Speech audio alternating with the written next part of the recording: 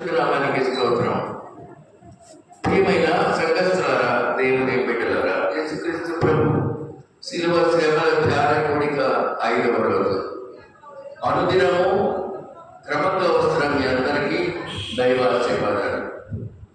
క్రీస్తు ప్రభు శ్రమల ధ్యాన కూడికల్లో పాల్గొనడం ఒక ఆశీర్వాదం. ఇది ఒక తపస్సు కాలం, ఇది ఒక సిద్ధపాటి కాలం, ఇది ఒక వసంత కాలం కూడా. ఇందులో అందరూ ప్రవేశించి ఆయన నామాన్ని కనపరచండి, ఆత్మీయత పొందండి, దేవుని ప్రేమానురాగాలను బాధ్యులు కండి, బాధ్యులు కండి, సాంస్పటి బిడ్డలు కలగండి. ప్రార్థన చేద్దాం. కృపమైన దయమైన రక్షణ స్తోత్రాలు చేస్తున్నాను. క్రీస్తు ప్రభు శిలువ శ్రమల ధ్యాన కూడిక 5వ రోజు. దైవమామి సన్నిధిలో నామికం ధ్యానించడానికి, స్తుతించడానికి, కనపరచడానికి చేసిన బిడ్డలను ఆశీర్వదించండి. ఆది ఈ 5వ నాటి శ్రమల ధ్యాన కూడికను మీ నామాన్ని విడుదల చేసి గణపరిచి స్తుతించి మేమందరం కూడా దివ్యమైన కృపకు పాత్రలు కాగల శక్తిని మాకు దయచేయండి. యేసయ్య జీవముగల నామములో అడిగి వేడుకుంటున్నాం తండ్రి, ఆమేన్.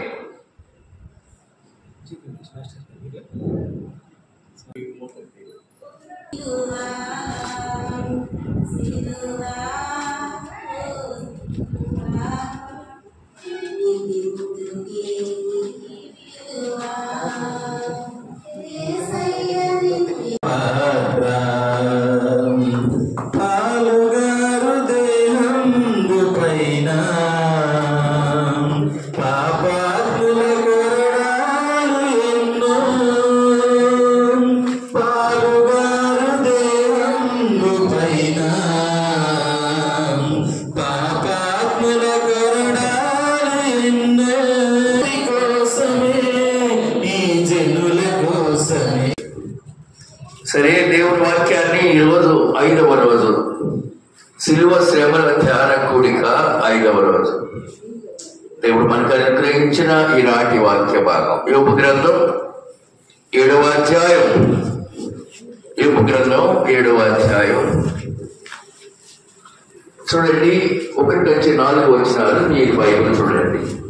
భూమి మీద నరుల కాలము యుద్ధ కాలము కాగా, వారి దినములు కూలి వారి దినములు వంటివి కావా? నీళ్ళు మీరు అపేక్షించు దాసుని వలెను, కూలి నిమిత్తం కనిపెట్టుకున్న కూలివారి వలెను, ఆశలనే జరుపు నెలలను నేను చూడవలసి వచ్చాను. ఆయాసంతో కూడిన రాత్రులు నాకు నియమించబడి ఉన్నవి.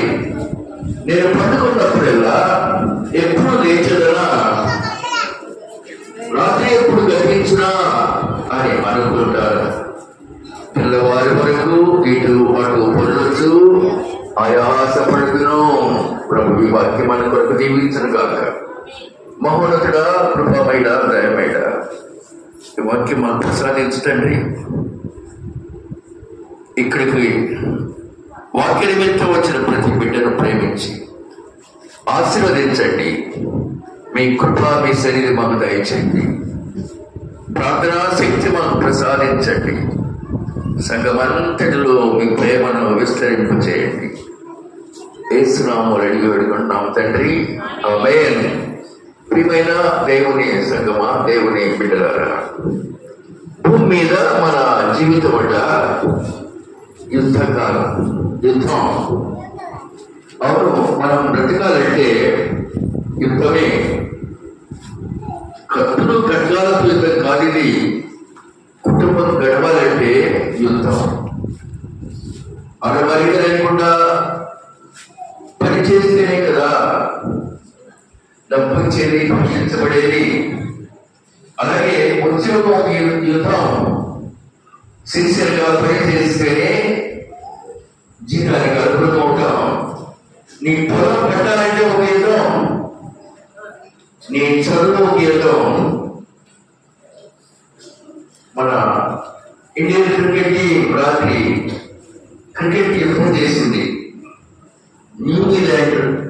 న్యూజిలాండ్ దేశంతో పోరాడి ఆఖరిలో ఉత్కంఠభరితమైన మ్యాచ్ అన్నీ కూడా నాకంటే మీకు ఎక్కువ తెలుసును.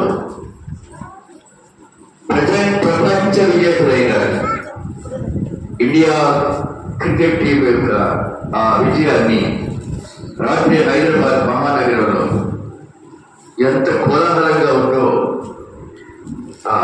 యూట్యూబ్లోనూ టీవీలోనూ చూసాం. రాత్రి అంతా వీధులన్నీ కేరింటారు. నిజంగానే ఆట ఆడటం అంటే కూడా యుద్ధం. సేవ ఒక పోరాటం. నీవు ప్రతి సంవత్సరం చదువుకొని పాస్ అవడం ఒక పోరాటం. లేకపోతే అదే సంవత్సరం మళ్ళీ చదవాలి కదా. చాలా మందికి ఎంబీబీఎస్ 8, 9, 10 సంవత్సరాలు పడుతుంది. సాక్షాత్తు సుప్రీంకోర్టు చీఫ్ జస్టిస్ తన ప్రసంగం ఉపన్యాసంలో చెప్పాడు. 6 సంవత్సరాల్లో కంప్లీట్ చేసిన వాళ్ళు చాలా గుడ్ ఇంటెలిజెన్స్ అన్నాడు ఆయన. అవునండి.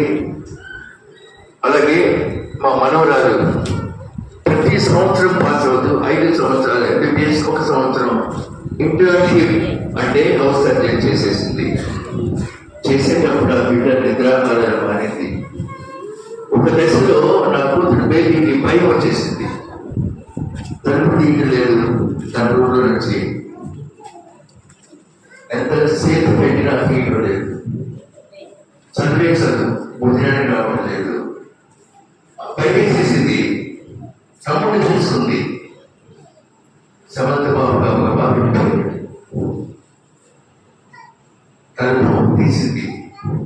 చుట్టూ ఎనాటమీ మెడిసిన్ పుస్తకాలన్నీ పెట్టుకొని తిరిగేసుకుంటూ ఉంది.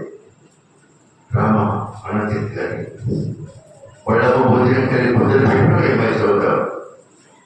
పోరాటం చేసిందండి. అందుచేతనే సకాలంలో ఎంబీబీఎస్ వస్తుంది. ఇప్పుడు ఎంఎస్ కోసం ప్రిపేర్ అవుతా ఉంది. తర్వాత నన్ను వాళ్ళ అమ్మని కూడా పిలుస్తుంది. మేము కూడా కౌన్సిలింగ్ ఇచ్చాము. కొంచెం ఇది రాత్రి 2 అయ్యేది. రూమ్ దగ్గరికి వెళ్ళేవాడు. ఏంటమ్మా బుద్ధి తల్లి, ఏంటమ్మా అది 5 బస్సు రావాలి. అట్లా 2 గంటలు అలా అలా కష్టపడి సకాలంలో తన ఎంబీబీఎస్ పట్ట ఎంబీబీఎస్ సీట్ కోసం మీకు తెలుసు లేదు, డాక్టర్స్ పిల్లలందరూ డాక్టర్స్ ఎలా ఉంటున్నారో తెలుసండి. 4 కోట్ల రూపాయలు ఖర్చు పెడతారు. సీట్లు అవ్వాలంటే 2 కోట్లు చెల్లిస్తారు. వాళ్ళకి మినిమం ఫీజు 1 కోటి రూపాయలు సంవత్సరానికి. అలా చెల్లించుకుంటారు. నా బుద్ధి తల్లికి, మా మనవరాలకి 1 రూపాయి కూడా ఖర్చు పెట్టారు. మెరిట్ అంతా మెరిట్, సీట్ మెరిట్, అన్ని మెరిట్. బేబీ చేతిగా ఉంది. లేకపోతే ఏడాదికి 1 కోటి రూపాయలు ఖర్చు అవుతుంది. తల్లిదండ్రులు మీరు సంతోషం చేకూర్చాలంటే మీ చదువు ఒక యుద్ధకాలం. No doubt. అంతటి మోసస్ జీవితం కూడా ఒక యుద్ధకాలమే. మోసస్ పుట్టుక సఫలాశ్చర్యాలతో కూడింది. ఆయన యవ్వన కాలం ఒక యుద్ధకాలం. ఎంతోసారి మోసస్ జీవితంలో రాజకుమారుడిగా బ్రతికే వాడికి యుద్ధం చేయవలసి వచ్చింది బ్రతకడం కోసం. 2వ అధ్యాయం 11వ వచనం. ఆ దినములలో మోషే పెద్దవాడై తన జనుల యొద్దకు పోయి వారి భారములను చూసెను. అప్పుడు అతడు తన జనులలో ఒక హెబ్రీయుడు, ఒక ఐగుప్తుడు కొట్టగా చూసెను. అతడు అటు ఇటు తిరిగి చూసి ఎవడును లేకపోగా ఆ ఐగుప్తీని చంపి కప్పి పెట్టాను. చూశారండి, ఒక్క గుద్దుతో చంపేశాడు. కారణం ఏంటంటే తన స్వజనుడిని కష్టపెడుతున్నాడు. తన స్వజనుడైన ఇప్పుడు ఎబ్రీయుడిని ఐగుప్తీయుడు కష్టపెడుతున్నాడు. ఆ రోజు వరకు అయిపోయింది. మరునాడు అతడు బయట నడిచి వెళ్ళుతుండగా ఎబ్రీయులైన ఇద్దరు మనుషులు పోట్లాడుకుంటున్నారు. స్వజనుడైన వాళ్ళే పోట్లాడుకుంటున్నారు. అప్పుడు అతడు అన్యాయం చేసిన వాడిని చూసి, ఎందుకయ్యా వాడిని కొడుతున్నావంటే, పోయి మా మీద నేను అధికారిగా తీర్పరిగా నియమించిన వాడెవడు? నీవు ఆ ఐగుప్తీయుడు చంపి పాతి పెట్టినట్లు నన్ను కూడా చంపాలనుకుంటున్నావా? మోషేకి భయం వేసింది. ఇప్పుడే యుద్ధం స్టార్ట్. రాకుమాటగా ఉండవలసిన వాడు నిశ్చయంగా ఈ సంగతి బయటకు వచ్చిందని తెలుసుకుని అక్కడి నుంచి పలాయనాన్ని పారిపోవడానికి సంకల్పించినాడు. ఫరో సంగతి విని మోషేను చంప చూసెను. మోషే ఫరో ఎదుటి పారిపోయి మిద్యాను దేశంలో నిలిచి ఒక బావి వద్ద కూర్చుండెను. చూసారండి, ఆకలి దాహం. బావి వద్ద కూర్చుండిపోయినాడు. వేరే దేశానికి నడిచి నడిచి నడిచి వెళ్ళిపోయినాడు, పారిపోయినాడు. ప్రాణభయం. ప్రియమైన దైవ బిడ్డలారా, ప్రాణభయంతో పారిపోయి బావి వద్ద కూర్చున్నాడని దేవుడన్ని గమనిస్తాడు. 16 వచనం చూడండి. మిథ్యాను యాజకుడికి 7 కుమార్తెలు ఉన్నారు. వారు వచ్చి తమ తండ్రి మందకు పెట్టుటకు నీళ్లు చేసి తొట్ల నింపుతుండగా మంద కాపలు వచ్చి వారిని తోలివేసిరి. అప్పుడు మోషే లేచి వారికి సహాయం చేసి మందకు నీళ్లు పెట్టెను. ప్రియమైన బిడ్డలారా, ఇక్కడ మోషే జీవితం ఒక చిన్న మలుపు తిరగబోతావు. యుద్ధంలో ఒక చిన్న మలుపు. ఆకలి దాహంతో అలమటిస్తున్నటువంటి వాడు తనకున్నటువంటి భుజబల పరాక్రమ చేత ఆడపిల్లల్ని ఇత్రో అనేటువంటి ఆ యాజకుడి యొక్క 8 మంది బిడ్డలు అనుకుంటా, 8 మందికి అపాయం ఇబ్బంది కలిగించి వాళ్ళందరికీ నీళ్లు పెట్టుకోవడానికి వచ్చినటువంటి వారందరినీ కూడా తోలివేసినాడు. 7 కుమార్తెలు బయటకు తోలివేసినారు. తర్వాత ఇంటికి వెళ్ళారు. తండ్రి అడుగుతున్నాడు. వారు తమ తండ్రి రఘుయేలు వద్దకు వచ్చినప్పుడు ఇద్దరు అన్నారు, రఘుయేలన్న ఒకటే, మీరు ఇంత త్వరగా ఎట్లా వచ్చారమ్మా? రోజు ఆలస్యంగా వచ్చారే. ఒక ఐగుప్తీయుడు మంద కాపుల చేతిలో నుండి మమ్ము తప్పించి వడిగా నీళ్ళు చేరి మందకు పెట్టాడు తండ్రి. రోజు ఆలస్యం అయ్యేది. ఎందుకంటే కాపులు వచ్చి వీళ్ళని గెంటి వేసేవాళ్ళు. వీళ్ళు అక్కడ తొట్టులు ఉంటాయి, ఆ తొట్టలో వీళ్ళు తమ మందలు పెట్టుకునేవాళ్ళు. వాడు ఇంటి దాకా ఆగేవాళ్ళు. ఈ గర్ల్స్, యంగ్ గర్ల్స్ వెళ్ళిన తర్వాత వీళ్ళ మందలకి నీళ్ళు పెట్టుకునేవాళ్ళు. విస్తారమైన మందలు ఉండేవాళ్ళకి.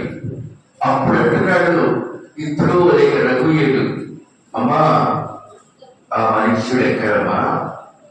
ఆ మనిషిని విడిచేందుకు వచ్చారు. ఇంటికి భోజనానికి పిలుచుకొని రాకపోయారా? పొడి పిలుచుకొని రండి అనగానే ఆఖరితో ఉన్న మోషే కొడుకు గిరగిర గలగలాడుకుంటూ వచ్చేసారు. మా నాన్న రమ్మంటున్నాడు, ఇంటికి తీసుకెళ్ళాడు. అక్కడ ఆహారం వచ్చిందండి. ఆ తర్వాత అతడు తన కుమార్తెను సిప్పోరా నుంచి మోషేకి ఇచ్చాడు. ఒక కుమారుని కూడా కలిసింది. అన్య దేశంలో పరదేశినై కన్నావీనని గెలిచము అని పేరు పెట్టింది. ఇక్కడ మనం ఈమె సిప్పోరా చాలా సందర్భాల్లో అట్లా చదివి వదిలేస్తాం. What is our character? ఈరోజు మోషే భార్య సిప్పోరా గురించి వినండి. సిప్పోరా మిద్యాను యాజకుడైన ఇత్రో కుమార్తె. సిప్పోరా అనే పేరుకి అర్థం పిచ్చుక, బంగారు పిచ్చుక. అది సిప్పోరా అంటే పిచ్చుక, లేక బంగారు పిచ్చుక, వెరీ సెన్సిటివ్ గర్ల్, నాజుకైనటువంటి యవనస్తురాలు, అందగంటే బలహీనురాలు కూడా, కానీ ప్రభువులో బలవంతురాలు. బలహీనురాలు కానీ ప్రభువులో బలవంతురాలు. తండ్రి గొర్రెల కాపరి సిప్పోరా తన సోదరీమణులు కూడా గొర్రెల కాపరులే. ప్రియమైన దేవుని బిడ్డలారా, ఈ ప్రకారం కొనసాగింది. తన భర్త మోషే ఐగుప్తు దాస్యం నుండి ఇశ్రాయేలులను విడిపించేటప్పుడు తన వంతు కృషి చేసింది. మనం గొప్పగా చెప్పుకునే మోసెస్ లేక మోషే యొక్క సతీమణైపోయింది. మోషే భార్య అవటం అంటే మామూలు విషయమా? కానే కాదు. మోషేకి దేవుడిచ్చిన ఆ గొప్ప బిరుదు ఏమిటండి? నా ఇల్లంతటిలో నమ్మకమైన వాడు, దేవుడి చేత చెప్పబడిన వారికి భార్య అయింది సిప్పోరా. అంత గొప్ప దేవుడి సన్నిధి నుండి బిరుదు పొందిన వాడికి భార్య అయింది సహకారిగా ఉంది. సిప్పోరా మిద్యానీయురాలు. తండ్రి మిద్యాను యాజకుడు కదా. అబ్రహాము రెండో పెళ్లి చేసుకున్నాడు ఒకప్పుడు. ఆ పేరు కెతూరా, ఇంగ్లీష్ లో క్యాథరిన్ అంటారు. క్యాథరిన్ శారా తర్వాత కెతూరా చేసుకున్నాడు అబ్రహాము. ఆ క్యాథరిన్ లేక కెతూరా కూడా మిద్యానీయురాలే. ఆ దేశం కూషు దేశం అని కూడా అంటారు. ఆ మిద్యాను దేశం, కూషు దేశం. మిద్యానీయుల గోత్రికులారనే మోషే కూడా పెళ్లి చేశారు. అంటే సిప్పోరా కూషు దేశస్తురాలు. సంఖ్యాకాండం 12వ అధ్యాయము 1-2 మనం చూసినట్లయితే ఒక విషయం బహిర్గతం అవుతుంది. ఆ మోషే కూషు దేశపు స్త్రీని పెళ్లి చేసుకున్నాడని, కనుక అతడు పెళ్లి చేసుకున్న ఆ స్త్రీని బట్టి మిరియాను అహరోనులు అమ్మా కదా. చాలా బాధాకరమైన విషయం అండి. మళ్ళీ చదవండి.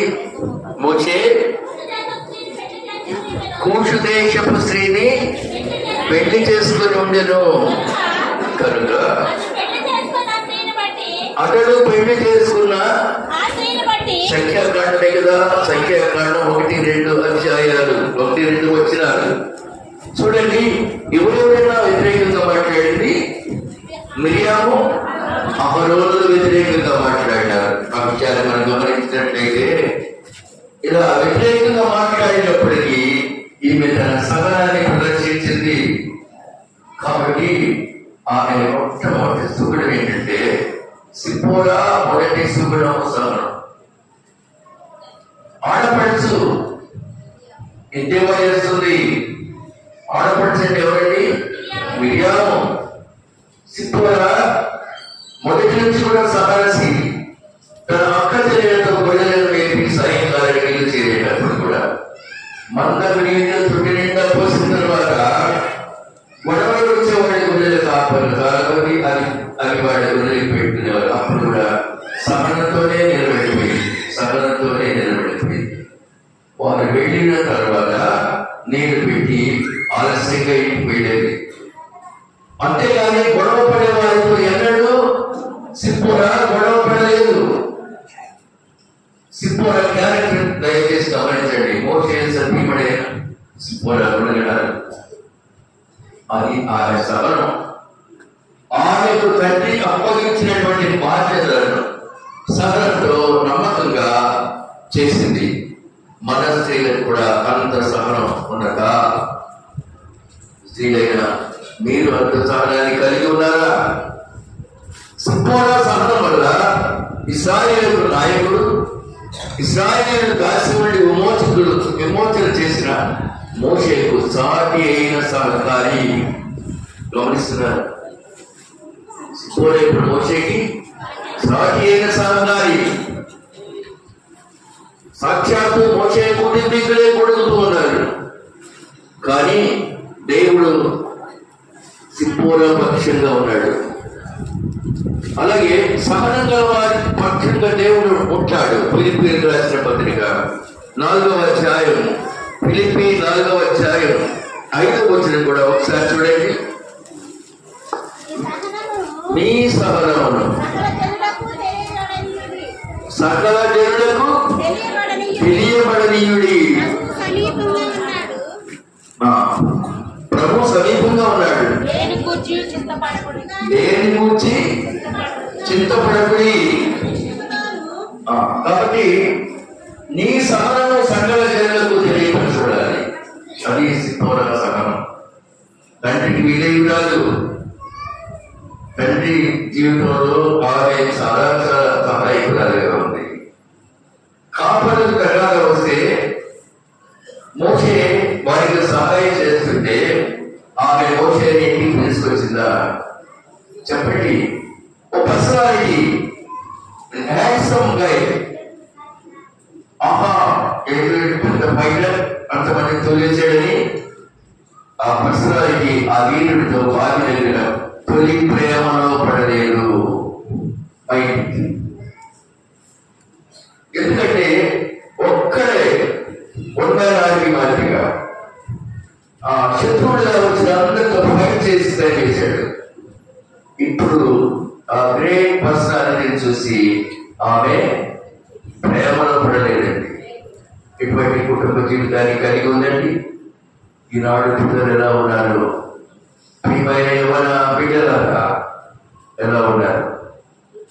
ఒక తండ్రి తన కూతురు అన్నాడట, అమ్మా నీ కోసం మంచి సంబంధం చూస్తున్నాను, నీ కోసమా నిన్ను బాగా చూసుకునేవాడిని, మంచివాడిని, ఏ బ్యాడ్ హ్యాబిట్స్ లేని వాడిని నీ కోసం చూస్తున్నానమ్మా.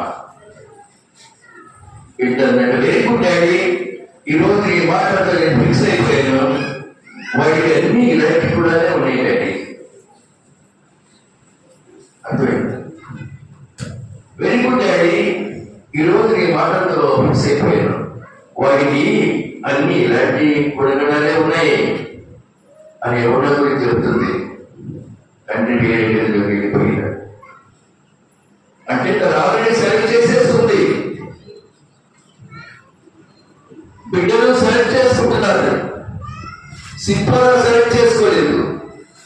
దేవుడికి భయపడుతూ జీవించింది. సిప్పోరా తండ్రి సిప్పోరా వల్ల ప్రేమించి గౌరవించబడ్డాడు.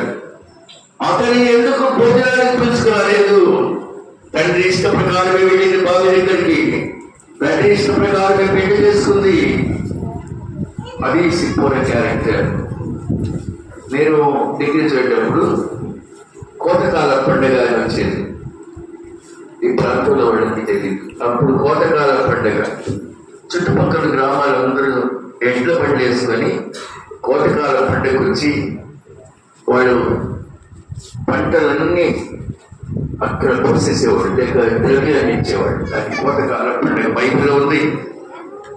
ఆ సమయంలో అత్తోట రత్నకవి రచించిన మోజెస్ అనే నాటకం మా చేత చేయించారు. ది ప్రాఫిట్ మోజెస్ దాని పేరు. దాంట్లో అది 4 గంటల గొప్ప నాటకం. 4 మోషేలు ఉన్నారు. నేను మొదటి మోషే, అందులో యంగ్ మోజెస్. నేను అది గుర్తొస్తున్నప్పుడు ప్రియమైన పిల్లలారా,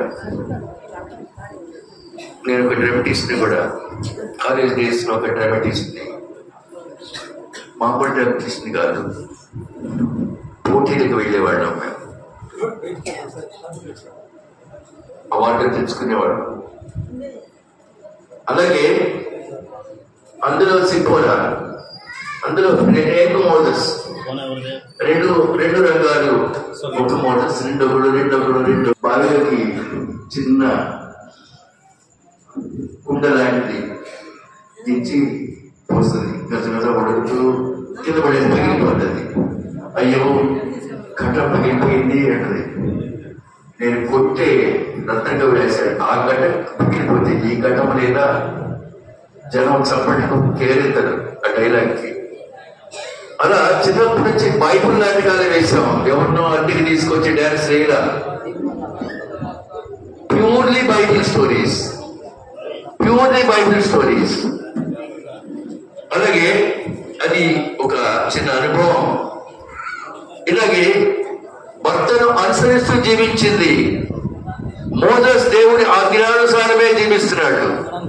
హోరేబుకు వెళ్ళాడు, హోరేబులో ప్రత్యక్షమైనాడు దేవుడు అగ్ని పొదలో. ఆ తర్వాత మామగారి దగ్గరికి వచ్చాడు. ఇంటికి వచ్చి నేను ఫరో దగ్గరికి వెళ్ళాలి అనుమతి తీసుకున్నాడు. ఫరో అంటే కఠినుడు అందరికీ తెలుసు. నిర్గమకాండం 4వ అధ్యాయం 20వ వచనం. ఫరో కఠినుడని అందరికీ తెలుసును. మోషే తన భార్యను కుమారుని తీసుకుని గాడిద మీద ఎక్కించుకుని ఐగుప్తులకు తిరిగి వెళ్ళాను. చూసారంటే అప్పుడే భయం రాలేదా?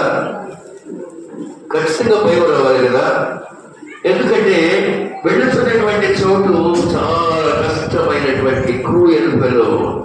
నిర్గమకాండం 4:20 ఇంకోసారి చదువుమా.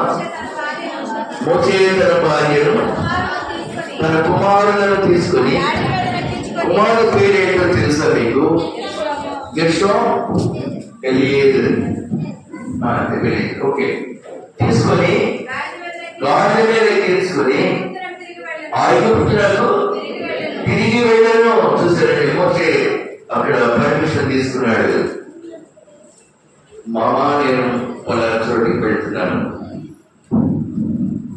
మామ ఇప్పుడు తెలుసు ఫరో చాలా కఠినుడు, అక్కడికి వెళ్తున్నాడని.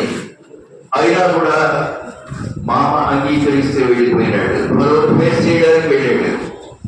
ఎక్కడికి వెళ్ళాడో తెలుసండి? ఎక్కడి నుండి పారిపోయి వచ్చాడో అక్కడికి. బయట ఏ మహారాజు ఏ చక్రవర్తిని చంపాలనుకుంటున్నాడో అక్కడి నుంచి పారిపోయి వెళ్ళినటువంటి వాడు పెళ్లి చేసుకుని బిడ్డలకని మళ్ళా అక్కడికే వస్తున్నాడు. ప్రియమైన దేవుని బిడ్డలారా, మన బ్రతుకు ఎలా ఉంది? ఇంత ధైర్య సాహసాలతో జీవించినాడు ఈయన. సింపుల్ ఇప్పుడు పక్కన స్వజనులను వదిలిపెట్టింది, మోషేను అనుసరిస్తూ ఉంది. నాకేం అవసరం అంత కష్టమైన ప్రాంతానికి నేను రావటం, మా ఇంట్లోనే ఉంటాను అన్నటువంటి ఇల్లాలు కాదు, భర్తను అనుసరించింది. అలాగే భర్త ఇంటిని స్వజనులను వదిలిపెట్టి ఐగుప్తుకు వెళ్ళిపోయింది. రఘుయేలు లేక ఇంట్లో అనబడి ఆ యాజకుడి ఇంట్లో సర్వ సమృద్ధి ఉంది. 6 సిస్టర్స్ ఉన్నారు, అమ్మ నాన్నలు ఉన్నారు. ఏంటయ్యా ఫరో దగ్గరికి నేను రాను, అతను చాలా క్రూయల్ అని ఎదురు తిరగలేదు, బయలుదేరి వెళ్తానే ఉంది. ఎఫెసీలకు రాసిన పత్రిక 5వ అధ్యాయం 24వ వచనం. ఎఫెసీ 5:24.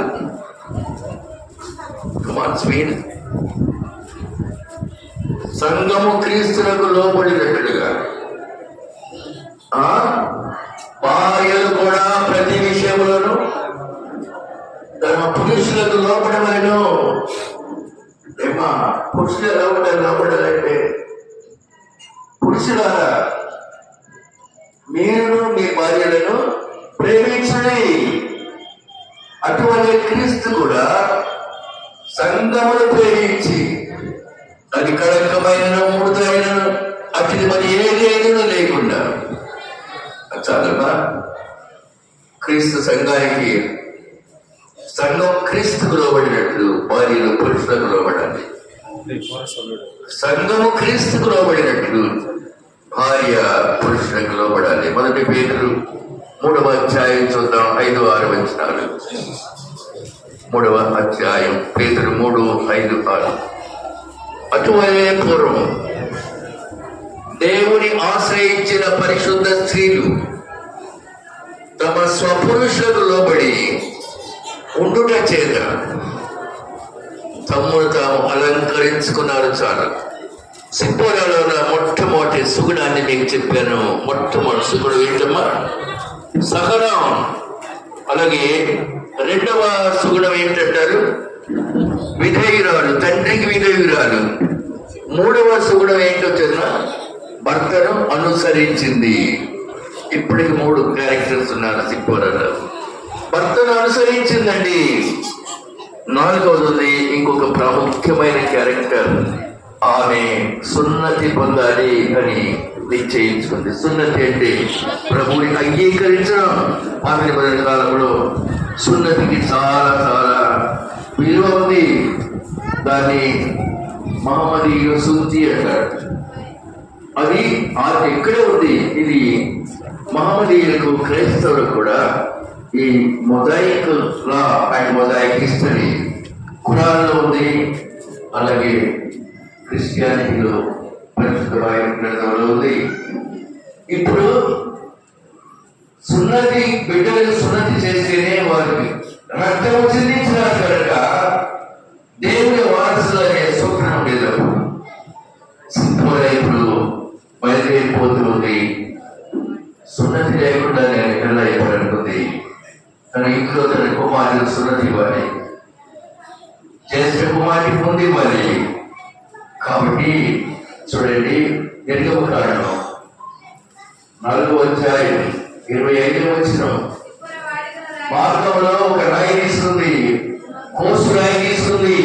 సిప్పోరా వాడిగా రాయి తీసుకొని తన కుమారుడికి సున్నతి చేసి అతని పాదములు పడవేసి, నిజముగా నీవు నాకు రక్త సంబంధమైన పెరిగింది. కొత్తగా ఏమంటుందమ్మా, నాకు బ్లడ్ ఇచ్చాను, నీవు నాకు రక్త సంబంధమైన పెరిగింది. అంతటా ఆయన అతన్ని విడిచాను. అప్పుడు ఆమె సున్నతిని బట్టి నీవు నాకు రక్త సంబంధమైన పెరిగింది నేను సున్నతి. వారి యొక్క మాతృ కాల సాంప్రదాయం సిప్పోరా విధేయత, రక్త సంబంధమైన నిబంధన. నీవు నాకు రక్త సంబంధమైన పెరిమిటికి ఇదిగో కుమారుడికి సున్నతి చేశాను. మన ఇద్దరి యొక్క రక్తం చిందించబడింది. ఇద్దరి రక్తం కుమారుడిలో ఉంది కనుక ఈ కుమారుడు గోప్యాంగ చర్మం రాయితో కత్తిరించాను, రక్తం చిందించబడింది, సున్నతి చేశాడు అంటుంది. భర్తకు ఆ ప్రకారము తన జీవితాన్ని డెడికేట్ చేస్తుందండి. ఇప్పుడు అంత సున్నతి చేయవలసిన అవసరం లేదు. కారణం పేతురు రాసిన మొదటి పత్రిక, అనగా 1 పేతురు 1వ అధ్యాయం 19వ వచనం. అదండి, అమూల్యమైన రక్తము చేత అనగా నిర్దోషమును నిష్కళంకమునకు గొర్రె పిల్ల వంటి క్రీస్తు రక్తము చేత విమోచించబడితేనని మీరు ఎరుగుదలమ్మా. అందుకని ఇప్పుడు సున్నతి అవసరం లేదు. ఆల్రెడీ యేసుక్రీస్తు ప్రభువు శిలువలో తన రక్తాన్ని మనందరి కొరకు చిందించినాడు. అమూల్యమైన రక్తం అది. కేవలము అక్కడ సిప్పోరా తన మొదటి కుమారుడికి సున్నతి చేయించి, ఇప్పుడు మేము దేవునికి ఇష్టము, నీవు నాకు రక్త సంబంధమైన పెరిమిటివి అంది. యేసు ప్రభు వారు ఈ వాగ్దానాన్ని మనకి ఇచ్చారు. నీ కొరకు నేను నా అమూల్యమైన రక్తాన్ని చిందించినాను. భార్య సహకరించింది. అలా సహకరించబట్టి మోషే నా ఇల్లు అంతటిలో నమ్మకమైన వాడు అని అనిపించుకోగలిగాడు. తన భర్త ఆధ్యాత్మిక ఔన్నత్యానికి సిప్పోరా ప్రయాసపడింది. ఆడపడితో దూషిస్తా ఉంది, అసూయపడింది. సంఖ్యాకాండం 12:1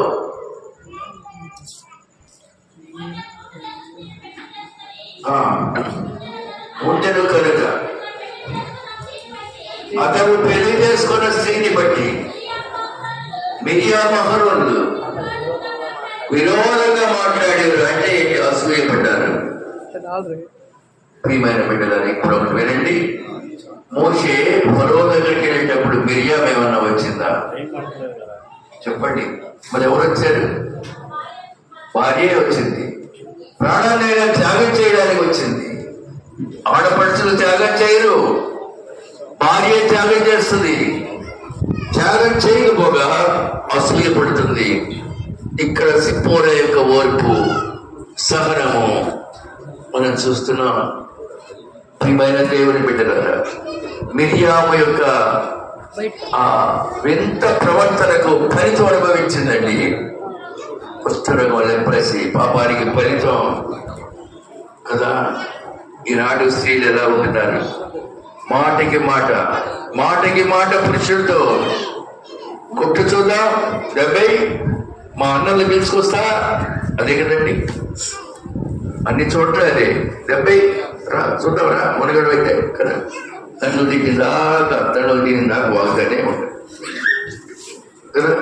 సాయంత్రానికి పెట్టే బేడ సర్ది కొంచెం 5 పరికలుగానే పెట్టాం. కుటుంబాలు చిత్రమైపోతూ ఉన్నాయి. సింహరాల లేదు, భయంకరమైనటువంటి సింహపు బొమ్మ లాంటి పరవ దగ్గరికి భర్తతో పాటు కలిసి వెళ్ళింది. ఏమంటారు మరి సింహరాని? ఇంత ప్రలాంగుడిగా ఎన్నడూ సింహరాని గురించి మనము వాకం చేయలేదు. ఈ రోజున మీకు సింహరాని గురించి వినిపిస్తున్నారు. దేవుని ఆశీర్వాదంతో 2 కుమారులను కలది. ఇది సిప్పోరా జీవితం. తన సహనం, తన సుగుణం దాంతో అలంకరించుకుంది. సహనము సుగుణాలతో అది ఉత్తమైన యొక్క లక్ష్యమని ఈ రాత్రి మీకు మనం చేస్తున్నాను. ప్రతి భార్య కూడా సిప్పోరా వలె తన కొడుకు సున్నతి చేసేసింది. సున్నతి అంటే మీకు తెలుసు కదా, అర్ధరాత్రి మునిగి పూరుస్తా ఉంటాయి. పెద్ద జెండా ట్రాక్టర్ మీద ఎంతలోకి కట్టుకున్న 10-11 సంవత్సరాల భార్యలు అతని కాదు సున్నతి చేశారు. మనిషి చేస్తారు. ఇంకా అరబ్ కంట్రీస్ లో కొనసాగుతుంది, ముస్లిం రేస్ లో కూడా కొనసాగుతుంది, క్రైస్తవ రేస్ లేదు. ఎందుకంటే అమూల్యమైన రక్తం చేత మీరు విమోచించబడినారు. It is not necessary to shed your blood. I, Jesus Christ, shed my holy blood to save you, to clean you from your sins. దేవుని వాగ్దానం. కాబట్టి ప్రియమైన దేవుని బిడ్డలకు ఒకసారి యాకోబు జీవిత చరిత్ర కొంచెం ముందు జ్ఞాపకం చేస్తున్నారు.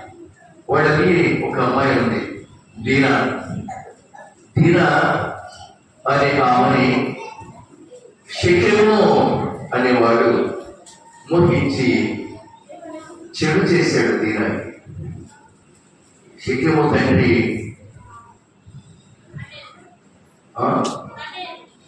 షెకెము తండ్రి బయలుదేరి మా అబ్బాయికి మీ అమ్మాయికి చాలా ఇష్టం, వివాహం చేయమని ఇచ్చాడు. అప్పుడు ఏమన్నా తెలుసా యాకోబు యొక్క కుమారుడు?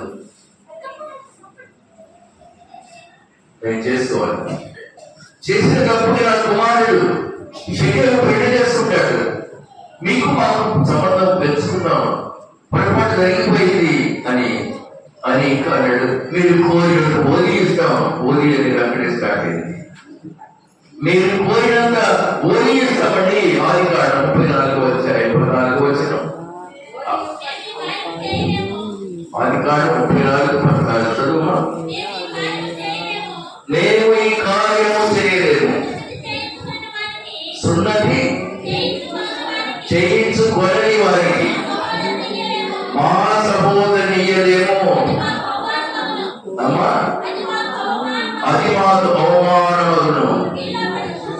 మీలో ప్రతి పురుషుడు సున్నతి పొందవలెను.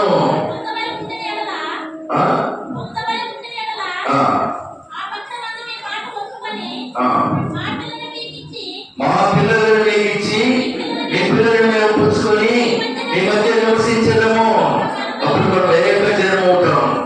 మీరు మా మాట వేసుకున్నది పొందని ఎడల మా పిల్లలు తీసుకొని పోదామని చెప్పగా వారి మాటలు అమలు కుమారుడు చేయడం ఇష్టముగా ఉండేను. అప్పుడు కూడా వివాహ సమయంలో కూడా సున్నతి చేశారా అని అడుగుతున్నారు. పాతలు ఏమన్నారు? ధర్మశాస్త్రంలో ఉన్నటువంటి సందేశం అది. కాబట్టి ప్రియమైన దేవుని బిడ్డలారా, సున్నతి అనే దాన్ని మనం గ్రహించినప్పుడు అది ఒక ఆనర్, ఒక గుర్తు. యెహోవా దేవుని బిడ్డలు కలిగడానికి గుర్తుగా ఉన్నది, రక్త సంబంధిగా వేయడానికి గుర్తుగా ఉంది.